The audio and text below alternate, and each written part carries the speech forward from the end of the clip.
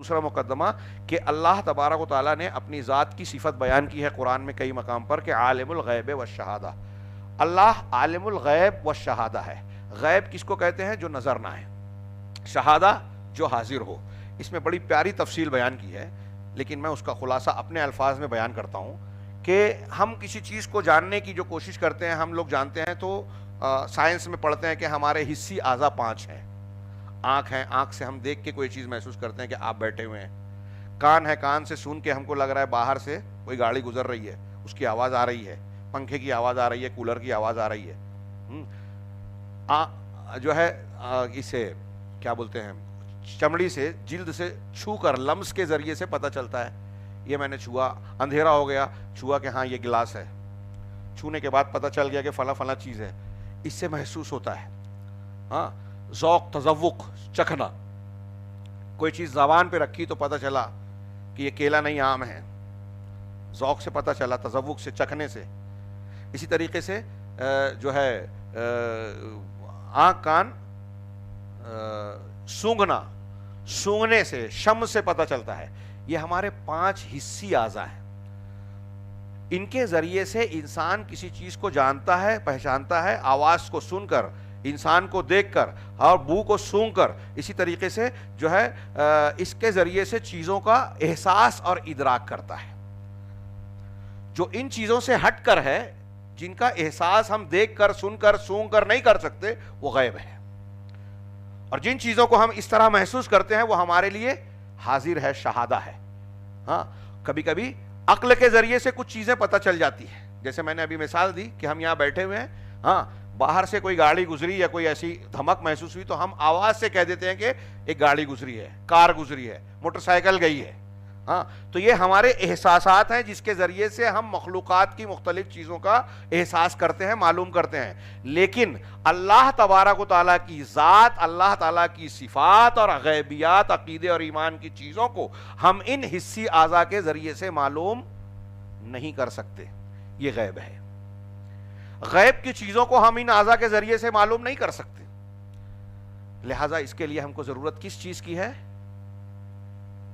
کس کی ضرورت ہے؟ کیسے پتہ چلے گا غیب کی بات؟ مرنے کے بعد کیا ہو رہا ہے، قبر میں کیا ہوتا ہے، جنت جہنم کیسی ہے، فرشتوں کے بارے میں، انبیاء کرام کے بارے میں اور دوسروں کے بارے میں ہمیں کیسے پتہ چلے گا؟ اللہ تبارک و تعالیٰ کی وحی کے ذریعے سے، جو پہلا مقدمہ تھا۔ ہم اپنا دیکھ کر، سن کر، سائنس لیبارٹری میں تجربہ کر کے غیب کے متعلق ہم چیزوں کو معلوم نہیں کر سکتے۔ حضرت حسن بصری کہتے ہیں کہ شہادہ وہ ہے جو تم مخلوقات میں سے جسے تم دیکھتے ہو، اور غیب وہ ہے جس کو تم نہیں دیکھتے، جو غائب ہے۔ لیکن اب غیب بھی جو ہے وہ کچھ نسبی قسم کی ہوتی ہے۔ ابھی آپ مسجد میں بیٹھے ہوئے ہیں، ہم اور آپ بیٹھے ہوئے ہیں، یہاں سے 2 گھر چھوڑ کے جو لوگ بیٹھے ہوئے ہیں، آپ مجھے دیکھ رہے ہیں، یا اس دیوار کے پیچھے آپ نہیں دیکھ رہے ہیں، تو دیوار کے پیچھے کی جو چیز ہے وہ آپ کے لیے، میرے لیے غیب ہے۔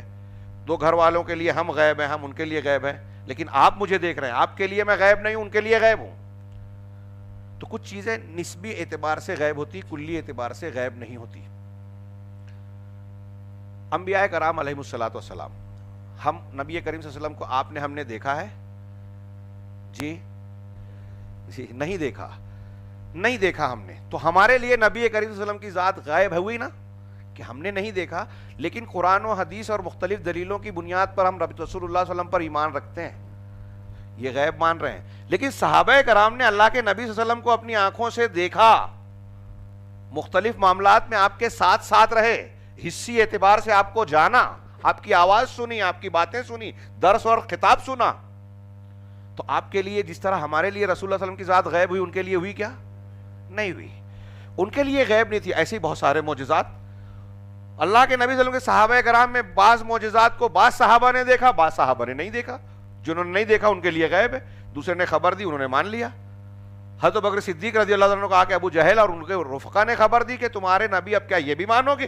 ایک رات میں بیت المقدس گئے، وہاں سے آسمان پہ گئے، اللہ سے ملاقات بات کی، اور پھر اس کے بعد واپس تشریف لے آئے صبح ہونے سے پہلے، کیا آپ بھی مانتے ہو؟ بکر صدیق نے کہا اگر آپ نے کہا ہے تو میں مانتا ہوں۔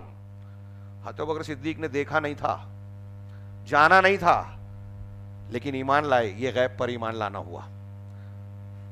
تو ایسے ہی پچھلے انبیاء کی باتیں، تو غیب کی کچھ چیزیں ایسی ہیں ہمارے عقیدے سے متعلق جو ہمارے لیے غیب ہے کچھ لوگوں کے لیے وہ غیب نہیں تھی، ورنہ عقیدے کی اکثر و بیشتر چیزیں جس کو ہم عقیدہ کہتے ہیں وہ یؤمنون بالغیب، مسلمانوں متقیوں کی جو صفت قرآن نے بیان کی کہ وہ لوگ غیب پر ایمان رکھتے ہیں، یقین رکھتے ہیں، یہ اس میں اسی سے تعلق رکھنے والی ہماری ایمان کی اکثر چیزیں کچھ چیزیں ایسی ہیں جو کچھ لوگوں کے لیے غیب نہیں ہیں، جیسے میں نے ابھی مثال دی نبی کی کہ وہ انہوں نے دیکھ لیا تو ان کے لیے وہ غیب نہیں رہا۔ اب جو غیبیات ہیں اس کا پورا جاننے والا حقیقت میں کون ہے؟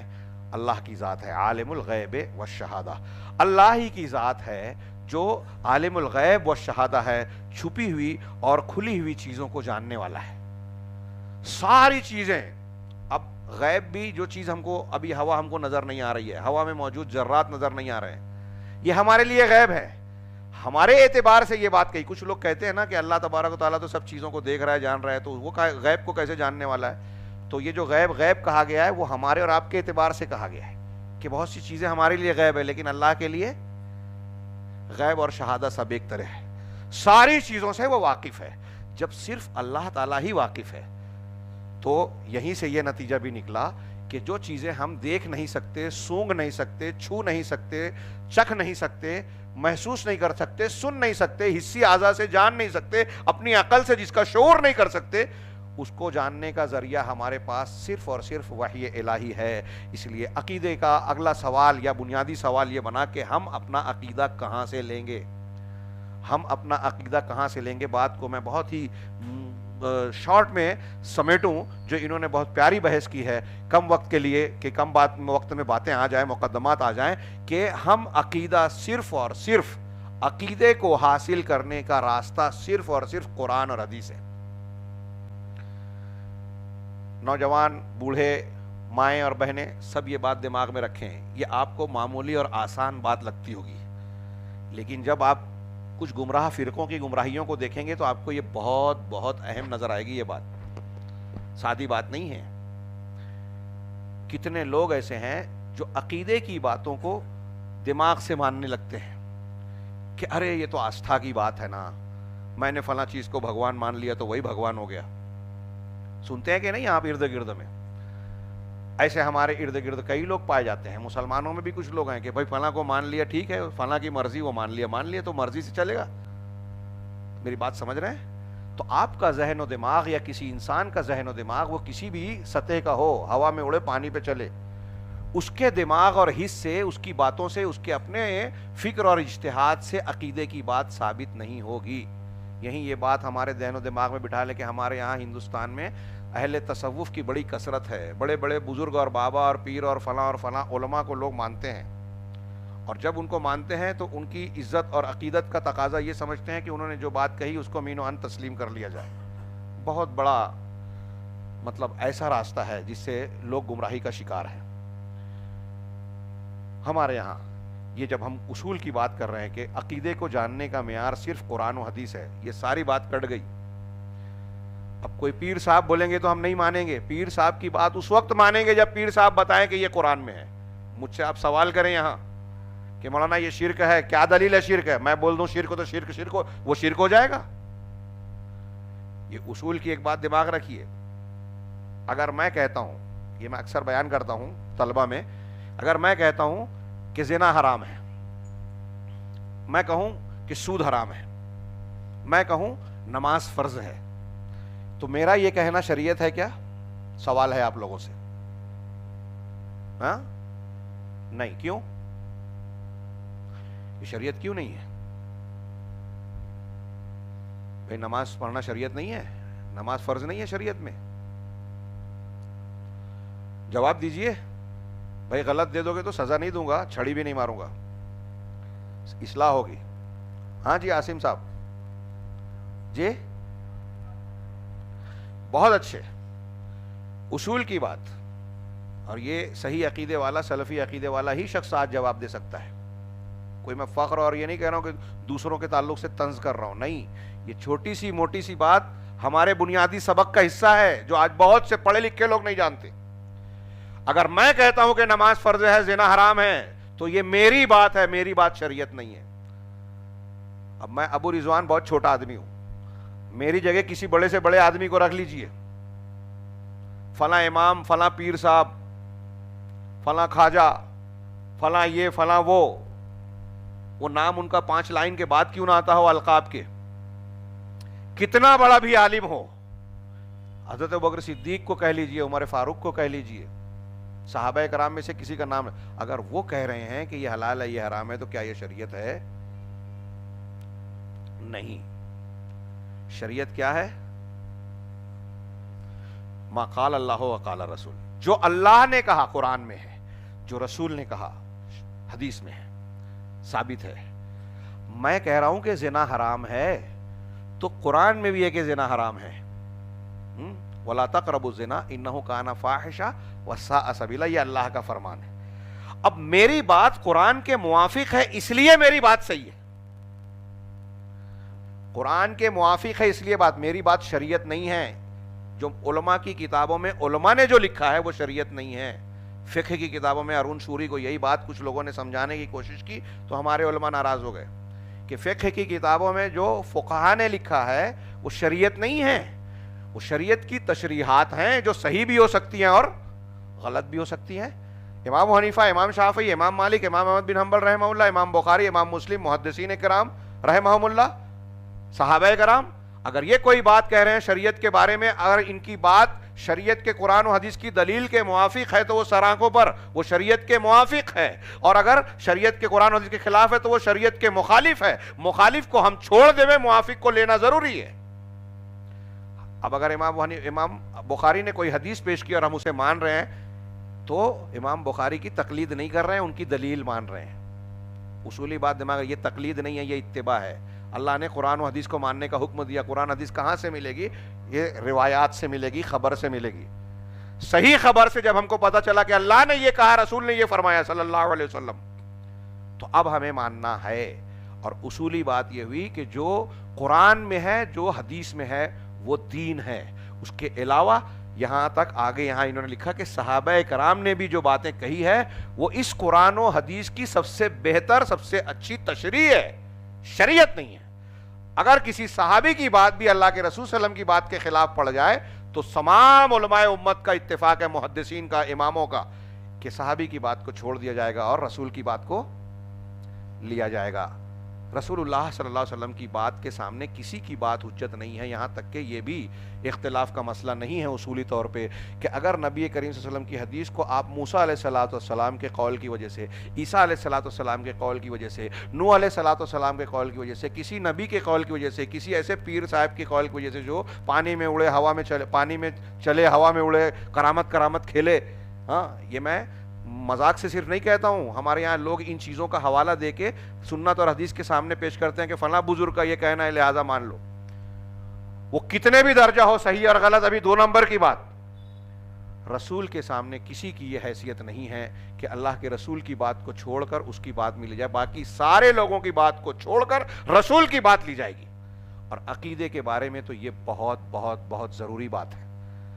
عقیدے کے بارے میں کہا کہ تمام کے تمام مسائل عقیدہ جو ہیں وہ غیبیات سے تعلق رکھتی ہیں، اور عالم الغیب ہم نے پڑھا تمام غیبیات کا جاننے والا اللہ ہے، لہٰذا اللہ ہی بتائے گا. اور اللہ تبارک و تعالیٰ نے غیب کو وحی کے ذریعے سے اپنے انبیاء کو بتایا. عالم الغیب والشہادہ قل لا یعلم من فی السماوات والارض الغیب الا اللہ. آپ کہہ دیجئے کہ آسمان اور زمین میں غیب اللہ کے سوا کوئی نہیں جانتا، رسول بھی نہیں جانتے. قرآن کہہ رہا ہے، بلا وجہ اس کو اختلاف کا مسئلہ بنایا. عقیدے کو قرآن کے خلاف جو لوگ کہتے ہیں کہ فلاں فلاں عالم الغیب ہے اللہ کے رسول، اللہ کے علاوہ، تو وہ قرآن کی ان آیتوں کا اور ایسی بہت ساری آیتوں کا رد کر رہے ہیں، اس کی مخالفت کر رہے ہیں.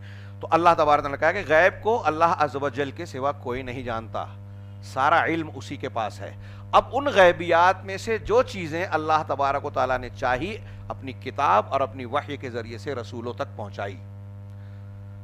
جتنا اللہ نے بتایا رسولوں کو اتنا معلوم ہوا، اور رسول کو جو شریعت کی شکل میں جو غیب اور عقیدے کی باتیں معلوم ہوئی ایمان بالغیب سے متعلق، انہوں نے اپنے ماننے والوں یا امت کے سامنے کھول کھول کر صاف صاف بیان کیا، کسی چیز کو چھپایا نہیں. وما ہوا علی الغیب بضنین. اللہ کے رسول، یہ ایک معنی یہ ہے اس آیت کا کہ غیب پر بخیل نہیں ہے یا چھپانے والے نہیں، ساری چیزیں بتا دی گئی. لہٰذا کئی آیتوں کو چھوڑ کر میں نے ایک دو آیتوں کا اشارہ کیا. امام احمد بن حنبل کہتے ہیں کہ عقیدے کے سلسلے میں ان کا یہ قول ہے لا يتجاوز القرآن والحدیث, کہ آدمی قرآن اور حدیث سے آگے نہیں بڑھے گا. قرآن میں جتنا بولا گیا, جیسے بولا گیا, یہ ایک اصول ہے, جتنا بولا گیا اتنا ہی مانیں گے, نہ اس سے زیادہ نہ اس سے کم. اللہ عرش پر مستوی ہے, ہم مستوی ہے, مستوی کا جو معنی ہے وہی بولیں گے. ابھی وہ ایک الگ اصول ہے ظاہر پر. ہمارے یہاں کچھ لوگ بولتے ہیں عرش پر بیٹھا ہے, نہیں بولیں گے ہم, اس سے زیادہ نہیں بولیں گے جو قرآن حدیث میں. قرآن حدیث میں آیا ہوتا تو ہم بولتے, نہیں آیا نہیں بولیں گے.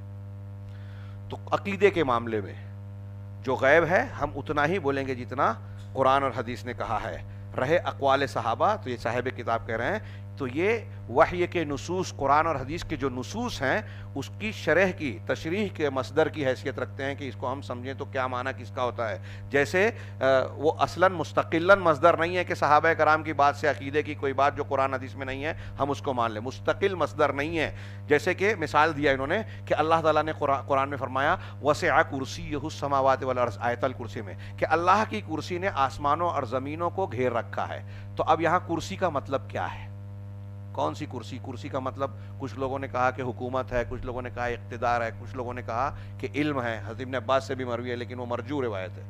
حضرت ابن عباس سے جو صحیح روایت ہے, صحابی رسول اس کی تشریح کرتے ہیں کہ کرسی سے مراد کیا ہے, بِأَنَّهُ مَوْضِعُ قَدَمَيْ الرَّبِّ تبارک و تعالی, کہ کرسی اللہ تبارک و تعالیٰ کے دونوں قدم کے رکھنے کی جگہ ہے. رب تبارک و تعالیٰ کے قدم کی. ایک بادشاہ تخت پر جب بیٹھتا ہے, بادشاہ کی بات بتا رہا ہوں, اللہ کے لیے نہیں کہہ رہا ہوں, اس کے تخت کے سامنے ایک چیز ہوتی ہے جس پر وہ اپنے پیر رکھتا ہے, اس کو کرسی کہا گیا ہے. عرش کے سامنے کرسی ایسا ہے, مطلب عرش اور کرسی الگ الگ ہے. تو یہ صحابی رسول نے کرسی کی تشریح کی, عقیدے سے متعلق, غیب سے متعلق ایک بات کو تشریح کی, لہٰذا ہم اس کو مانتے ہیں. اب یہ چیزیں ہم قرآن اور حدیث سے مانیں گے. تو انہوں نے آخری میں اس باب کو ختم کرتے ہوئے ایک بات کہی, اسی لیے اہل علم یہ ذکر کرتے ہیں, بیان کرتے ہیں کہ امام بخاری نے جو اپنی صحیح بخاری حدیثوں کو جب اکٹھا کیا تو صحیح بخاری کے جو ابواب کی اور کتابوں کی جو ہم کہیں گے کہ عناوین کی جو ترتیب دی, تو سب سے پہلے امام بخاری نے کون سا باب رکھا, کون سی کتاب رکھی؟ کتاب الوحی. ہاں, اس کے بعد کتاب الایمان, اس کے بعد کتاب العلم.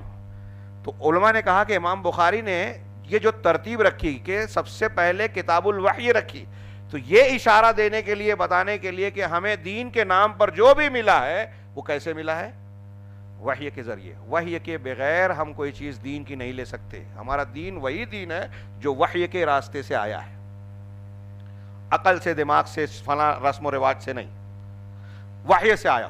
اور اس وحی سے آنے کے بعد جو ہم کہیں گے وہی ایمان ہے, دوسرے نمبر پہ کتاب الایمان, اس کی تفصیلات اور اس کا سیکھنا جاننا ضروری ہے.